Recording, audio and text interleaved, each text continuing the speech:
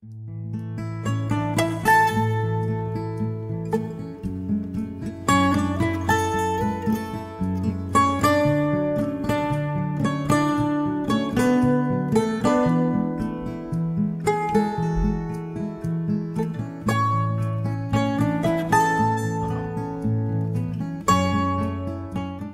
hey. Hi guys, welcome to Knife Life. I'm your host, Aaron, and we are here at Gary Claxon's studio. Or is it a shop? Either way, this man works magic out of this quaint little building with basically the minimalistic tools. He does restorations on antique vintage pocket knives, antique vintage switchblades, modern day switchblades, modern day knives, you name it, the man can do it, and you can't tell that it's been done other than when you get it back, it probably looks better than it did when you sent it off or even when you bought it in 1934. So follow us on the journey while Gary shows us how to put a set of scales on a case pocket knife in less than an hour. Amazing work. Here in the shop, I'm going to show you how to take one apart. This is a basic pocket knife. It's a 2-blade jack. Old Klaus. I think these were made by Case. Anyway, we're going to put some new scales on it. This one here has been busted out. I can patch it and probably make it look right, but I think I'm just going to go ahead and put a new set of scales on that. Basically what I'm going to do is first we've got to remove the blades. Old junk knife blades. Some people use razor blades, but if you use a razor blade, a lot of times they chip out a lot. Then you end up breaking it off, and it's you know, stuck in the knife. You got pieces of razor blade stuck in the knife, then you have to deal with that. So I use a regular blade, and I put it right here between the blade and the liner. Then I take my trusty hammer. This is a simple old body hammer. Got it right there, and I hold it. Tap it till the pin's cut.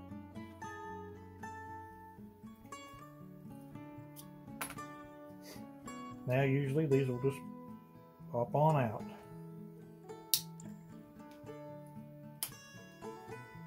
Excellent. So now we have the blades out. And since we're going to be putting new scales on, I'm going to take out the center pin. Tell this center pin's been chipped on the back. So I'm going to cut this pin and remove it. Use the same blade, put it back near the pin.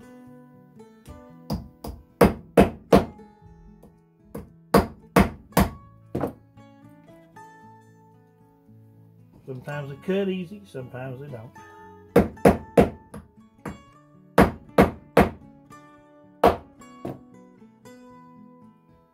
At this point, we don't care if it's going to bust that scale or not, because it's no good. Now with this pin cut in the center, you don't have to take this pin out. Now all you got to do is just spread it apart. They call it butterflying it, right? Yeah, it's butterflying it. Pull the old center pins out. A lot of times I'll use just a simple pair of needle nose pliers.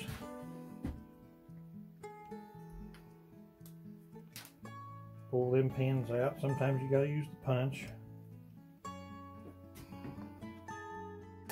Punches will bend on you.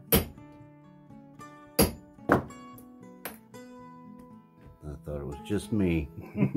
Oh, it's hard to find a good punch anymore. Straighten it back out. Now, a lot of times these knives, the springs will not be held in place by your rear pin, but this particular one, the blades are held, or the springs are held in place. Right.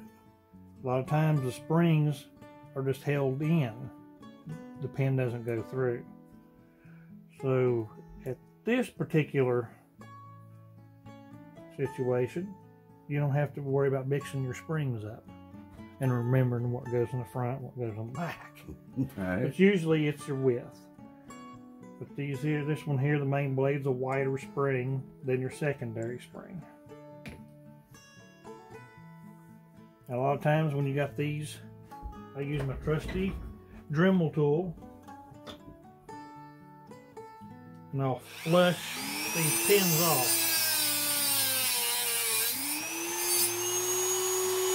All the ones that I've cut.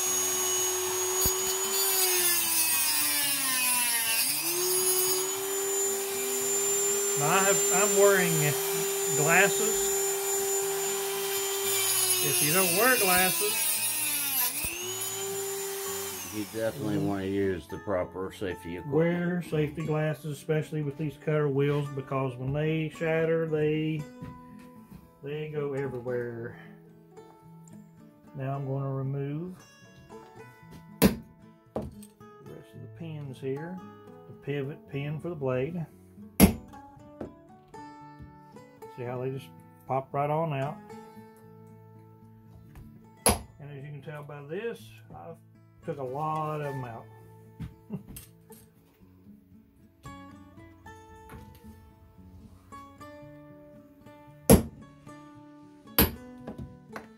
Okay. Now what we've got the knife apart, springs are out of the way, left the rear bolster pin in. Now I'm going to take these out. That's your shield pins, so you've got to take these off as well.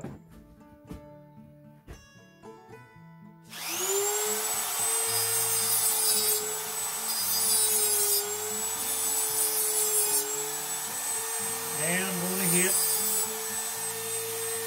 the pins that are still holding what's left of the bone scales on.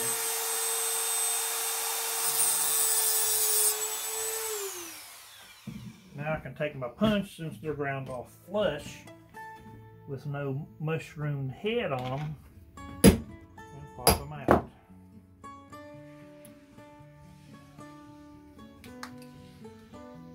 And I always save my bone chips for patching jobs. I got a bucket full. A lot of times you can usually just patch a knife, and I usually can patch them and you can't tell.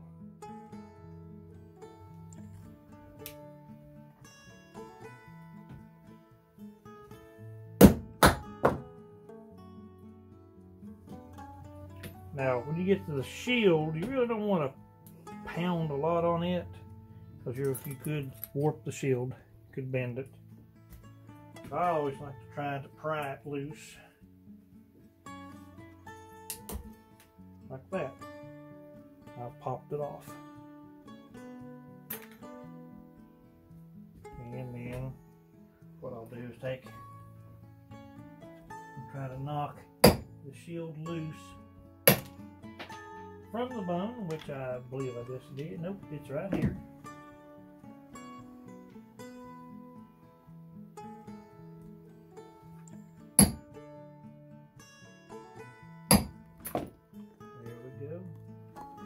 Split that, and now I've got my shield with the pins intact. We'll set that aside. Now that I've got this apart, we'll do a little cleaning on it. I take a wire brush, Bristle brass.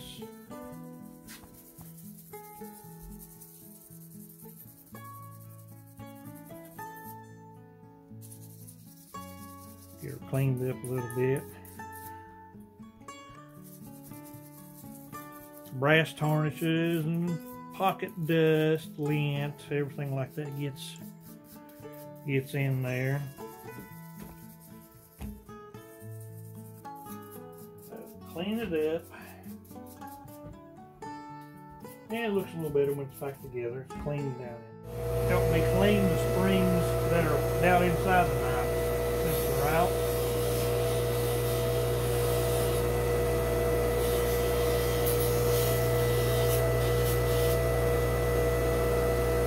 Deburring wheel 6000 grit. I use the polished blade, polished metal with bolsters and such. I can clean the sides, clean a lot of the gunk off. Makes it a little easier to go back together when you go to repinning it.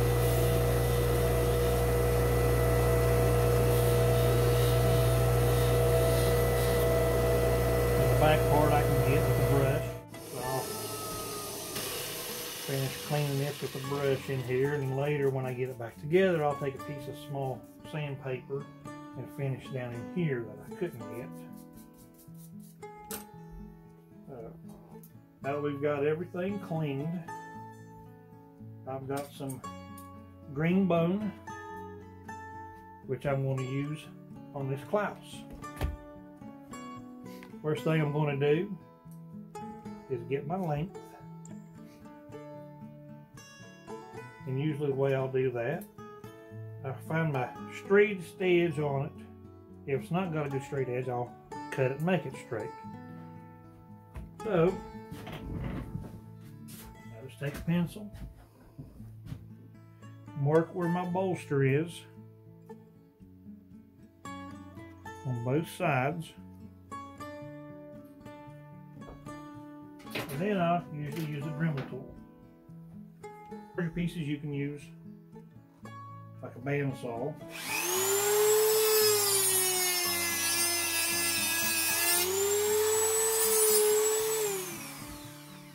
Nothing like the smell of burning bone. Now I'll do my final fit on my sander here.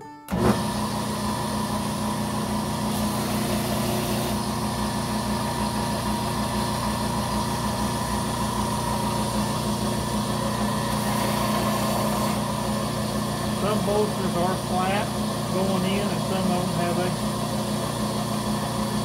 they're kind of angled. So I want to get that fit. I want to put that angle in.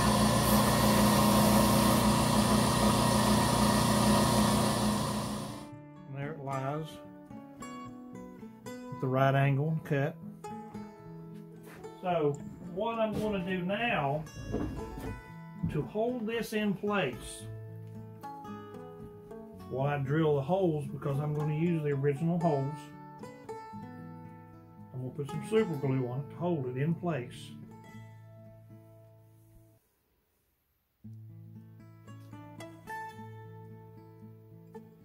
And if you see any spots that are higher than the others, like from where the pin is pulled, that's the time to straighten that out. See, that'll take care of it. Because you want it flat. So now, super glue should hold it pretty well, pretty quick. That's ingenious, actually. If you try using your drill press, drilling this without using the glue, and you slip in place, I'm going to drill my holes for my pins. Also my shield holes.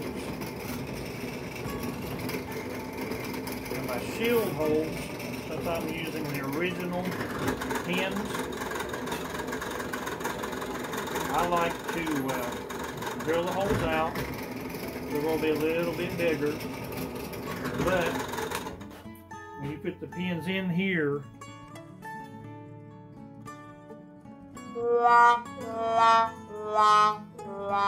don't forget to like and subscribe and click the little bell to get notified for part 2.